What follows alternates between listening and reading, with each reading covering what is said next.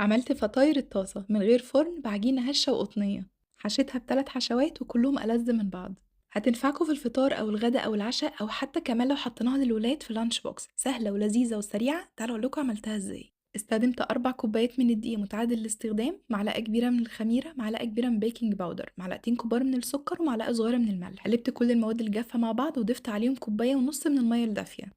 بعد كده آخر حاجة ضفتها ربع كوباية من الزيت. عجنتهم في العجان، وممكن كمان كده تعجنوهم بإيديكوا عادي خالص. وبعد ما شكلت عجينة طرية كده خليتها تخمر لمدة ساعة ونص. أثناء ما هي بتخمر جهزت الحشوات. أول حشوة كانت لحمة مفرومة معصجة بالبصل وعليها جبنة موتزاريلا. الحشوة التانية كانت عبارة عن جبنة فيتا وعليها جبنة موتزاريلا وجبنة رومي مبشورة، وكان عندي كام شريحة من التركي المدخن قطعتهم كمان وحطيتها عليهم. ممكن تلعبوا في الحشوات قد ما تقدروا براحتكم.